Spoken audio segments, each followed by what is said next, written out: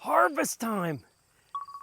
This is what you work for all year round. If you have fruit trees, if you have an orchard, come check out the permaculture orchard in harvest. You'll have tips, you'll have tricks, you'll have things I've learned along the way. You'll learn from my mistakes too. It's such a great time. It's always encouraging too to see the progress. Like here's one of the things, design. What do? We put nitrogen fixing trees. Yes, because it's part of the permaculture orchard. But we planted some grapes. I don't see grapes on this one yet, but the grapes are doing really well. I want them to grow up above my head, and then they'll be topped, and then they'll produce their grapes in following years at that height. I mowed this year. I usually roller crimp the aisles, but this year we mowed because it was such an odd year weather-wise. Dry spring we had, and then rainy from the end of June, July, August. It's been very rainy. Grass has grown all through the summer like crazy. And so as I'm mowing, and this year I did mow, as I'm mowing, if I saw a young tree or a shrub, in this case it's a SK cherry, that shot out, I just mow around it. So this will be a perfect one to dig up. Perfect. The fruit, hey, fruit are amazing this year. The amount, it's crazy. It's a huge year for fruit. And I did 0 sprays this year. Nothing, not even using whey, none of that. Got a little bit of fly speck late. That's something I get maybe once every 10 years. It's not common to get it because we don't usually have this wet of a summer.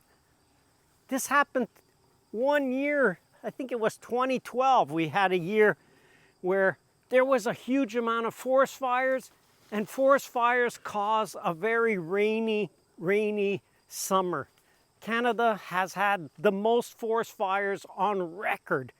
Huge, millions of hectares or acres of land has burned this year, and that has brought a lot of rain with it, and probably a lot of snow.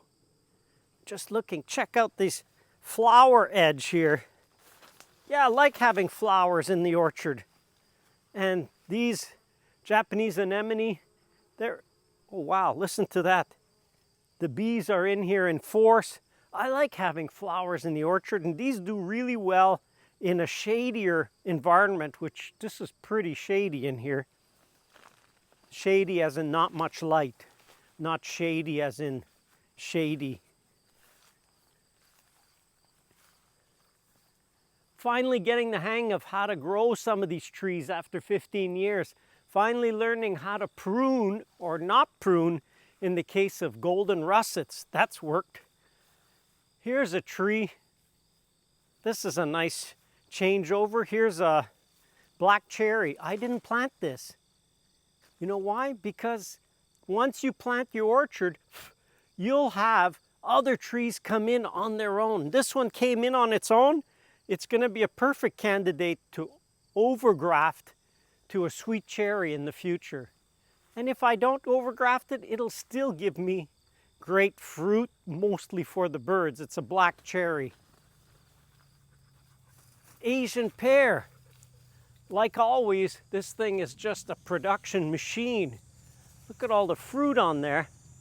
And if anything, its biggest drawback, motorcycle gang, its biggest drawback is just it'll have so much fruit that the branches risk breaking. I should go through and thin them, but I don't. And so if it breaks, it's forced pruning. These were actually not even, here you get a look. Look at the two different leaves. This is Flemish Beauty, which we call Flemish Ugly, because it's a very, very disease-susceptible tree that I've taken every one and overgrafted it. I think I have one somewhere. And so see, it's very different leaves, this one and this one. So that's an old overgraft so that you barely can tell anymore that it was actually grafted over. shrubs underneath. Here's some of these haskap, which are starting to get bigger finally. Some red currant, gooseberry. Trying to get at least 2 shrubs per tree. Look at that. Honey locust. For them, it's fall. I like that they drop their leaflets. This is the leaf. That's the leaf. And all the little pieces are actually leaflets. They drop early, which is great because all of a sudden they start opening up sunshine and the trees will absorb extra light in the fall. That's always good. Yeah, it's just saying about golden russet.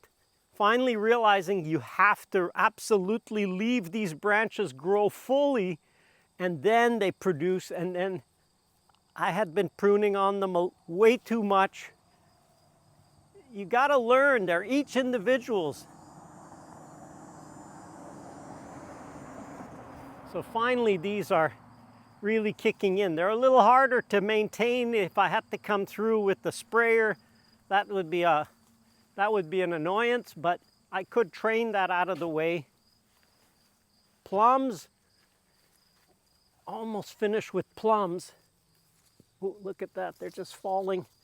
This is the time of year. I usually eat about 30 plums a day, and there's no such thing as eating too many plums. I mean, you just gotta eat them and eat them and eat them.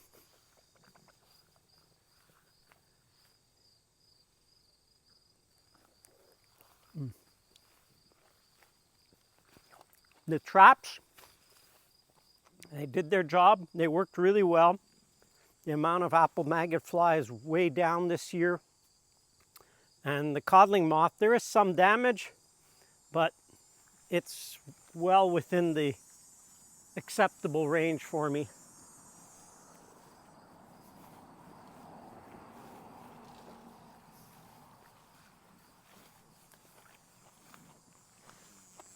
Another Asian pear. These are just rows that I overgrafted everything I can, change it over. Give you an idea, this was the top here, just this spring. This one was a totally upright branch, but it was growing up and the weight of fruit brought it down. You don't have to shorten your tree by pruning. Let the tree produce its fruit. The branches will bend on their own. I mean, the problem with this tree is it's just not going up anymore. I would have to take all the fruit off to try to get a branch to grow taller. But that's okay, it's very easy to harvest. Some more grape growing up, that's nice.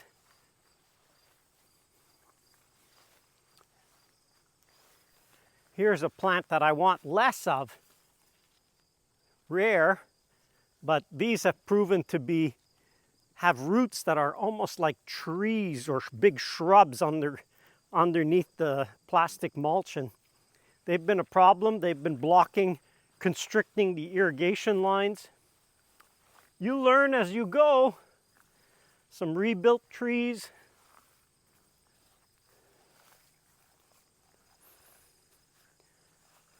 Another Asian pear. That one's really doing nicely. No fruit on that stem, so it's nice and straight. Next year we'll probably have a load of fruit, but this one branch, there was almost 2 tops, and this one from going to a top has become a branch. So you can do that, that'll work. Let it fruit, let it come down. Yeah, it's amazing how little work I've done this year in the orchard. It's crazy, we've put in less than 1 day a week of work. Most of it has just been some mowings, put up the traps.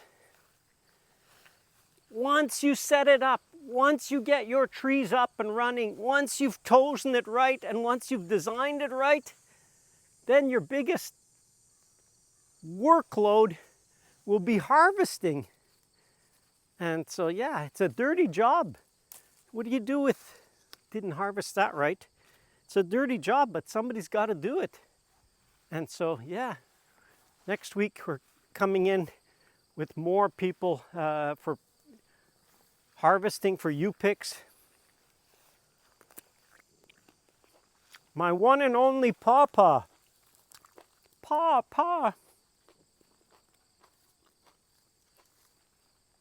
That's something that I've tried 3 or 4 times probably to get pawpaws to grow.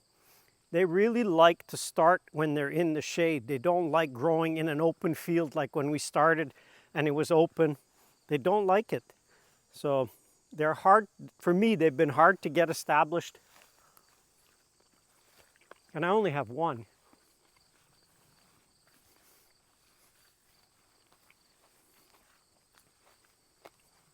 And then we get into, this is more almost like a food forest. Definitely giving you the feel of forest canopy. We pruned the first half, opens it up. These really need to be pruned back, these honey locusts, pruned back severely. And we've done the bottom, what's easy to reach, but now we have to do the top, which is not as easy to reach. And so there is work. There is some work, but replanted, got a collection of different pear trees that are fire blight resistant, because that has shown to be the biggest hurdle to growing pears is fire blight. But other ones are looking really nice. These are Anjou pears, and although they get pear scab and they have had fire blight, they keep on producing. So hey, if they're gonna keep on, then I want that. I want them to keep on.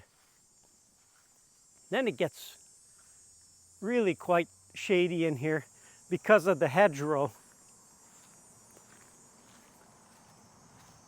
Let's go check out the non-pruning block. This is what you're aiming for. This is really an unpruned tree. And as the branches get bigger and they load up with spurs, they are self-training in the sense that they've gone from being really a tree type, loaded with tree-shaped branches, and they've all gone down to being fruit. And even once we take the fruit off of these, they will not bounce back up there. They may come to about horizontal. And so that's a pretty good load of pears on there.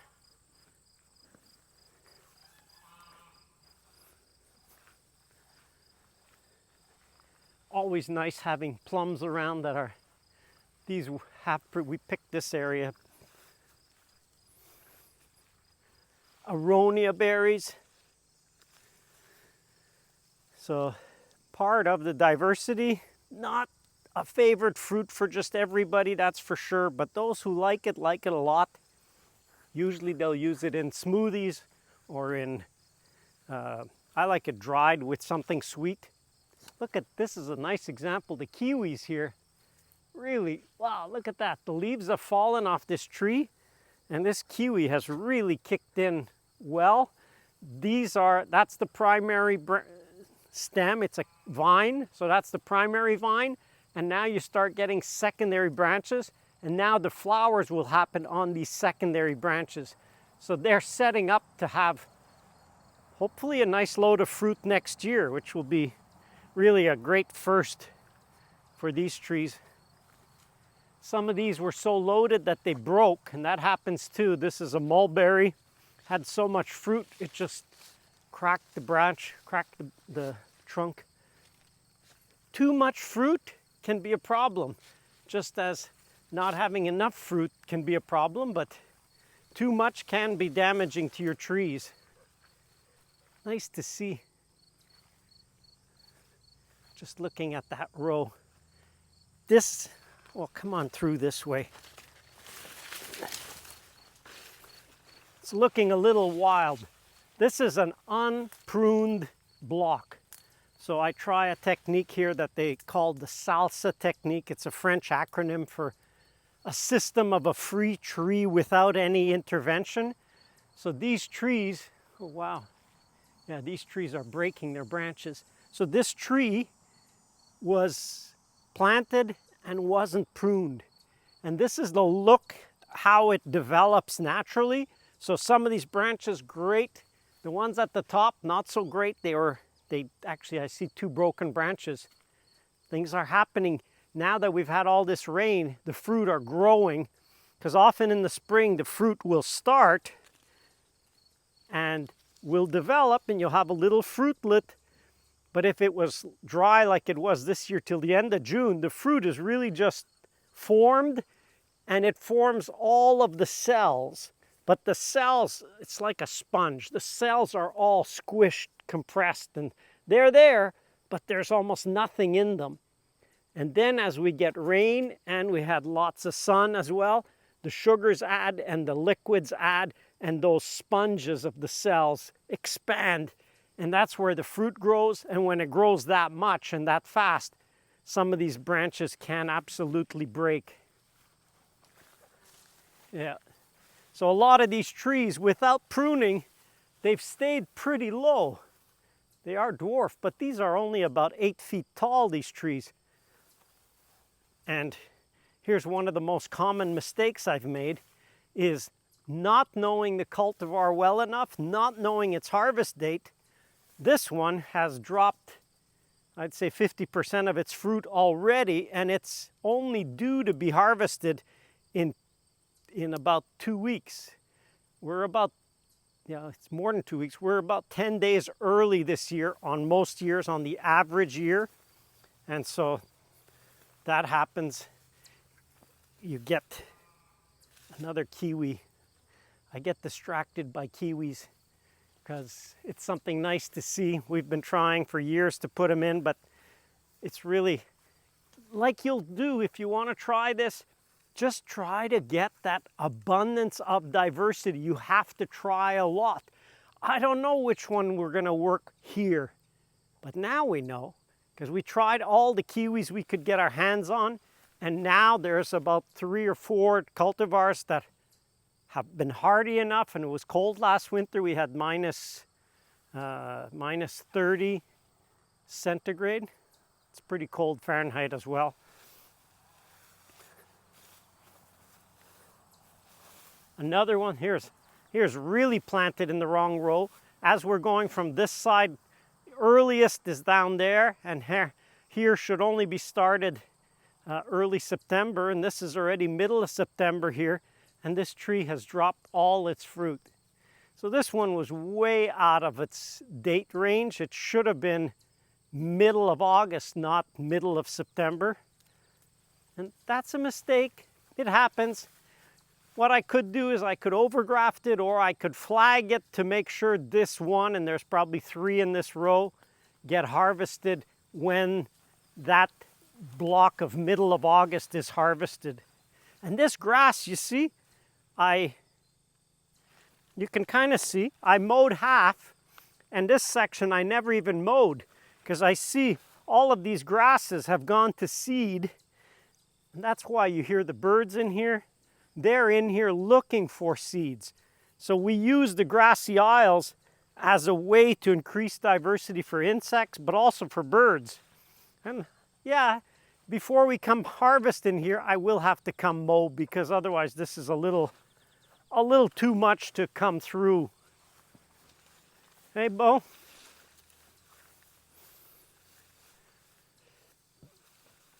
Have had quite a bit, actually less than the other years, Japanese beetles. And it's interesting how one of their favorite foods in the orchard now are wild grapes. So here's a wild grape, and it's like, yeah, if wild grape is going to attract them more than the cultivated grapes, more than the fruit trees, if they go into this, that's great. I'll have one wild grape in a whole piece. Let them go in, let them devour this. Because you know what? The wild grape is not about to get overwhelmed by insects. It will just outgrow and grow more as time goes on. Some of these autumn olives froze way back completely to the ground 2 years ago, and now they've come up quite well. I didn't realize they were thorny. They are a little thorny, and they're still too young, these branches, to produce fruit on them, but I'm impressed how much they grow. Being thorny makes for a bit of a thorny issue. I don't like that so much. Cicadas. And another one of these trees just completely, no pruning necessary. What I will do, if I want to do a little pruning, is just do the polishing, which is running a glove underneath these branches to thin the spurs. That would be all I would need to do if I wanted to prune this, but you know what? Even if it produces every second year, but it produces so much. Actually, it produced last year. It's a pretty regular producing pear. And I couldn't even tell you what it is. I just know by looks, but I can't remember what it's called. Some of these are no-nos. This is a wild grape again. You know, you gotta maintain a little bit. This one is growing into this apple tree to the point, and I've had it in the past, that the wild grape will actually kill apple trees. So I've gotta cut this right down. And the easiest way is find where the vine is coming out of the ground and just cut it there. Oh.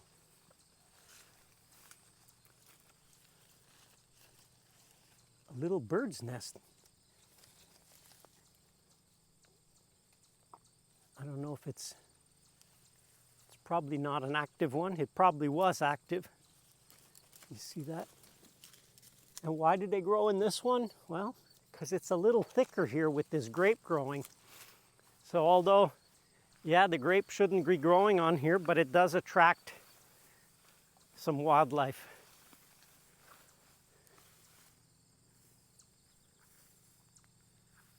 These are overgrafted. I don't remember what they are, but they've definitely taken in well. So see the size of this tree originally was cut back and grafted here, and both of these took well. And you see now it's producing. Let's see if we can get back into the sunnier zone. Just as a tip, you don't want to harvest pears when they're ripe.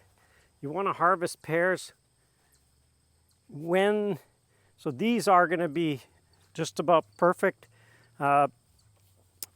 When they start to fall, the first ones, you know that it's probably time to harvest them, because when the first ones fall, the ones in the tree are at the right stage. If you leave them, pears will over-ripen from the inside out. So they'll be getting brown on the inside, and then they'll be ripe on the outside, but overripe on the inside. So by picking them still green, they'll ripen much more evenly. So you pick them, put some in the fridge, leave some on the counter. I like to put them in a tray so you can see each one, and you'll see by the color change. Just take any one that's fallen. See how the background color has changed? So that's definitely closer to ripe. That one's actually overripe. But the skin, the background color of the skin will go from green to yellow. And then you'll know it's buttery tasty.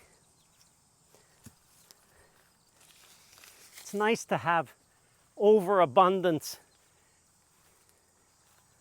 That's what I wish for you. That your problem is, what do I do with all of this? Because we had a picking day last weekend, and we just had free, just pick whatever you like. And people seem to be timid, even though it was like, just take as much as you want. We had one cultivar of apples that was absolutely at its best, and I was amazed how much people left. But you know what? We're in a culture where we're not used to getting things for free. And in fact, everything's been getting more expensive and the prices have been going up. So I wanted to give people a break and say, look, just come pick, take what you want, no charge. And I guess you have to charge people now for them to feel like they can come. And these are people who have come for years and still hesitant. Also the thing that, how much do you want? there comes a point where you go, you know what, okay, I picked my 20 pounds of apples.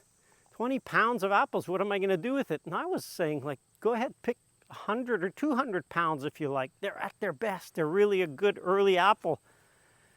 And then it becomes work, because then it's like, wow, 100 pounds? What am I going to do with 100 pounds of apples? So, yep, that's always an issue. Here it is. This is the one. It's Paula Red apples. They had a little bit of scab. There's no spray this year, and this is a commercial cultivar that isn't free of scab. That's about as nice as you get. I mean, these are sweet, they're ripe. You see the color is white. There's no green in it. You don't want to eat fruit, especially apples, that have a green tinge to the flesh.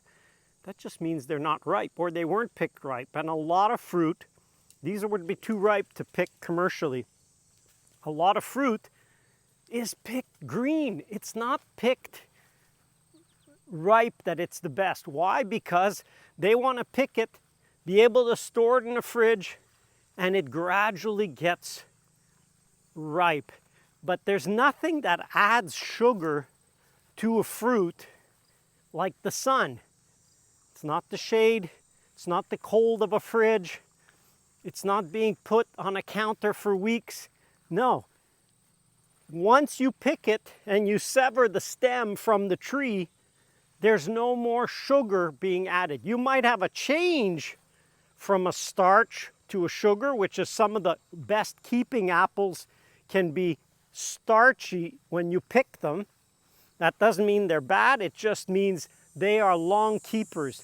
We have one in particular called Ida Red, which when you pick it, they're really not edible. They're very starchy, but that starch at around Christmas time begins to change and begins to change into a sugar.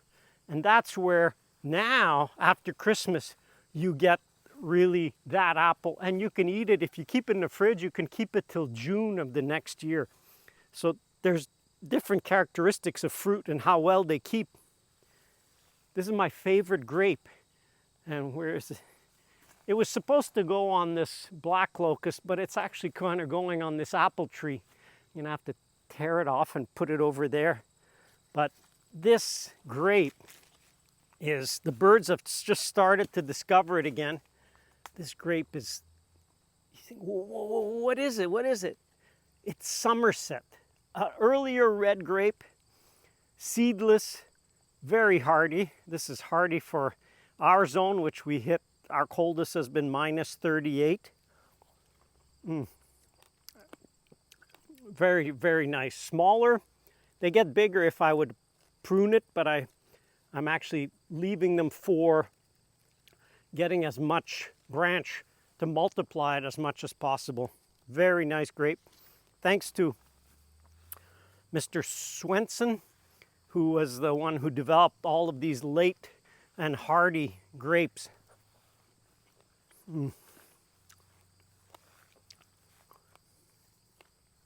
See the size of this tree? Pretty massive. This area was planted 2008, and this was only put in 2009 as a seed. 2000, so that's 14 years old, this tree, from seed. If you have the opportunity, some trees, growing them from seed, they will absolutely grow better than planted. So if I had taken a started tree of black locust and planted it beside it, you would have seen the difference. The seedling grew faster than the transplanted, mainly because this tree has never had its roots touched, and most planting, really they don't do a great job of preserving the roots or air root pruning. Some do, there's a few that do, and look up their information, how they grow it. But it does sucker. So here's a sucker. So some of these we've left when they're in in the tree row, but others we mow them down. This has become one of the most susceptible to the tent caterpillar, which used to be the worst problem we've had. So you could see that even this one that is really the most likely to have tent caterpillars has had one branch damaged. This is a choke cherry.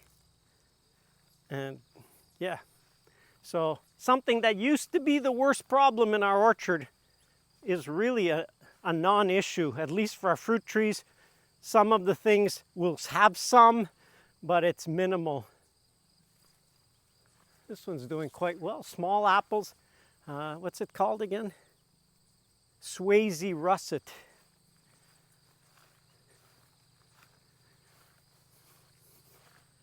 That's the edge of this block. Show you now what's left of the old organic orchard and how we've been gradually interplanting it. We mow before we pick. So these rows I mowed at one point in the summer, but I don't continue to mow, so that when people come in, I just tell them just pick where it's mowed, freshly mowed. This isn't freshly mowed. And in here, this is also our windbreak row. So we have a windbreak at that end, we have a windbreak at that end of the orchard, but this happens to be the midpoint. So we've been replanting in here with evergreens. This is eastern white cedar, and some of you will say, cedar, isn't that bad? Well, eastern red cedar, yes, you don't want to have that with your fruit trees, but eastern white cedar is no problem. It actually is a great winter shelter. We put in some hazelnuts, and really those have taken very well. Plenty of, you can see the pods, plenty of milkweed. So there's been lots of monarch butterflies. Even if we mow this part, there's still plenty always on the edges. There's one right there flying around, monarch. And these cedars, in a few years, when they get to be about 8 or 10 feet, they will actually start to be the place for birds to nest. And they will provide, yes, windbreak effect, but I'm doing it as a dual. I never like to plant something if it's just doing one thing. So this one happens because it's a conifer. You got to imagine this in the winter when there's nothing here. I mean, it's wide open. The fruit trees look very bare. And so a bird doesn't feel very comfortable out here in the middle of the orchard, out in the open. So these will be very important to move the birds closer to the core of the orchard and eat the overwintering insects. So that's the goal. The point is, I want birds to be in here, but I want them to do what they can do.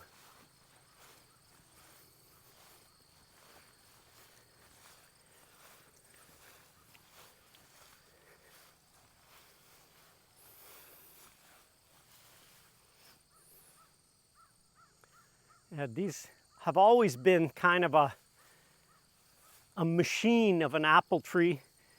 They've really produced always very, very well. They tend to produce now every 2 years because they get such a heavy load of fruit, and the next year they'll have a lot less. But this is Spartan apple for a tree that has had 0 treatment, 0 sprays, no herbicide underneath, no fungicide, no pesticide. I mean, this tree has probably got 180, 200 pounds of fruit on it.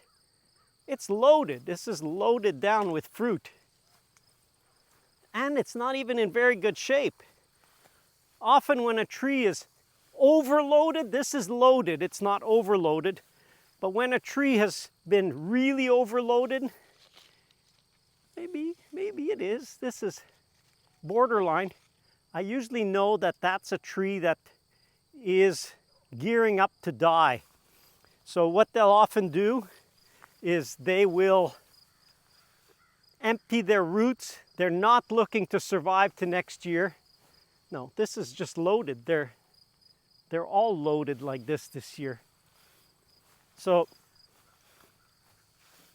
How many of these trees would you need in your yard? You say, I got room for one. Okay. What are you going to do with all this fruit? And it comes faster than you think. If you've planted a fruit tree, if you planted a little orchard, and you got so involved in designing it and planting it and getting it started and maintaining it, that you're not thinking ahead, what am I going to do with all the fruit? Because it doesn't take long. You go, wait a minute, 100 pounds of apples or 150 pounds of apples on this one tree? What are you doing with all that fruit? Oh, I'm going to make applesauce. Okay, you're going to make a lot of applesauce. Oh, I'm going to dry it. Yeah, you could do that. I'm going to eat. You could do that. You're going to put some away for the winter. With 1 or 2 trees producing like this, you'll have apples for the whole year. It'll be all the same one. You say, yeah, but if you have some fresh, some dried, and some sauce, you don't know that it's all the same tree. They all have very different tastes when they're processed or changed in that way. This is a year we'll put away a whole lot of sliced, cored, and peeled apples for baking for the next 2 years. So we usually do about 60 to 80 bags, where we put in about 16 apples in a bag, packed flat, so we can pack a whole row or several rows in the freezer, and that's our apple for baking. And my wife likes to have them that way because every time she wants to do some baking, she just takes 1 or 2 bags out, and all of the recipes are based on 1 bag. So it becomes really pretty sweet, pretty nice. So this is the remains of the old organic orchard. So you see there's still mostly apple trees. We have replanted, so here's the hedge. There was hazelnut. There's hazelnut. We have started to diversify. But you know what? These trees, they're old. They're 10 years overdue for a dwarf apple tree on this rootstock. They're expected to live 30 years. We're up to 43 years. They don't look to me like they're giving up. But one of the things that we've done is we've been gradually transforming some of these trees. So the old tree, if it's leaning, we've left a new shoot take over. And this way we can still keep the old root, the same cultivar, but renew the tree. So it'll be good for another 30 years because you know what? It's not the root that can't live that long. It's the actual tree. So that's a way of renovating our orchard in here, and that's working out quite well. So every few years, as the trees have branches that are amenable to be the new top, we basically give them a chance and let them grow. Yeah, that's pretty well. That's a pretty good load of fruit. And these trees haven't been pruned in 2 years. So yeah, this year they definitely shaped their branches. The branches came down. So we're going from trees to fruit. Check out the pruning videos. You'll see explaining how to do that. Or I'd say, you know what? Go check out the pruning course at permaculture.study. I mean, this is not your father's or grandfather's way of pruning trees. This is based on the most recent information coming from Europe and coming from the French side of Europe, which is really why in North America people don't know this, because they haven't been teaching it to the English population of North America. Europe's got it. They actually taught a lot of it in Spanish in Central and South America, but we haven't really had the best information. And this is using that very simple 3-step technique. I mean, it is the best way to prune trees because you're not messing with the tree's branches. You are shaping them. You're letting the fruit grow. There's so many really smart principles behind this technique. I used to teach pruning and I always found it was confusing, but it's very simple. Here's a branch. You leave this branch or you take it off completely. Don't start oh, well, I'm going to do this, I'm going to tip it, I'm going to shorten it. That's terrible information.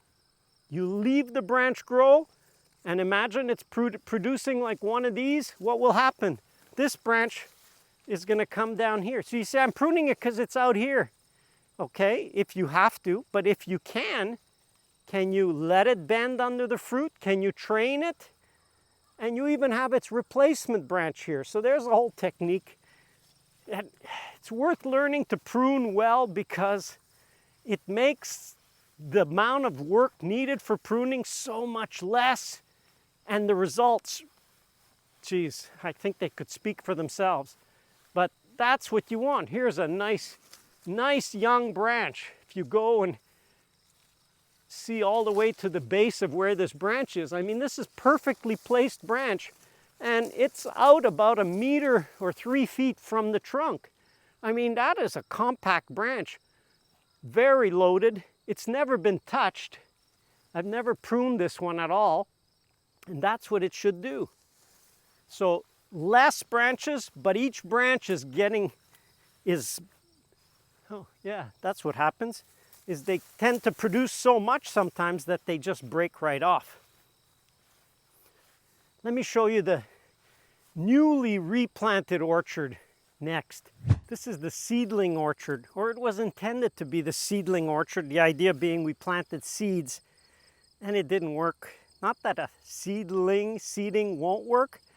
We just had 2 of the driest springs, so nothing germinated as far as the trees, and the grass grew up too quickly, and so very little worked. So we planted seedling trees.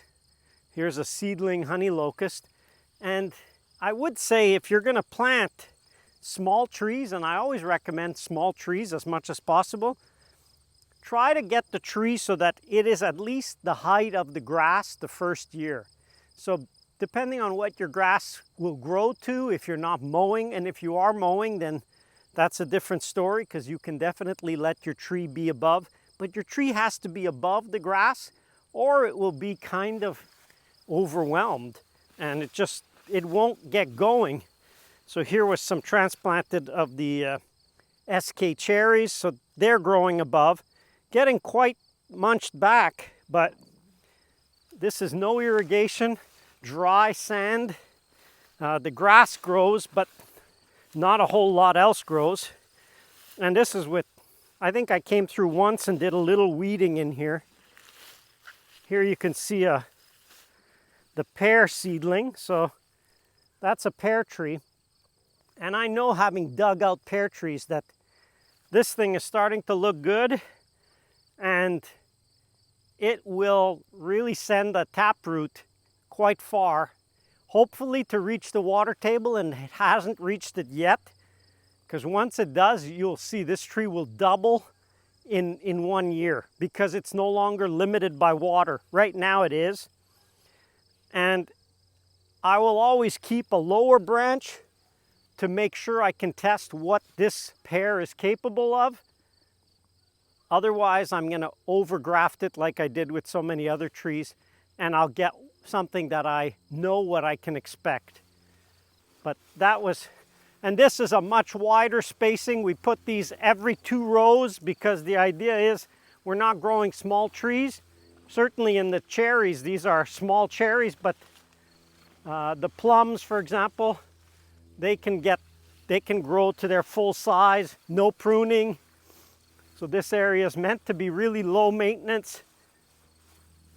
But low maintenance and no maintenance, that's 2 different things. Don't plant something figuring I'm going to plant it or I'm going to seed it and in a few years I'll come back and harvest. That may not happen as you expect. You need a minimum of maintenance till the trees grow above the grass or above the surrounding plants. And if you don't, then don't expect a whole lot. So these this year have finally reached about the height of the grass, and now I know they'll easily double next year, assuming they'll get a little bit of water in the spring. Other than that, this has been Very, very low maintenance, but also quite low survival on some of these because they were so small when I transplanted them, most of them about 6 inches high. A lot of them did not survive. It's not obvious. And a trick is always make sure you indicate where your tree is. Otherwise, when you're doing maintenance and you're mowing, you may not see the tree for the grass.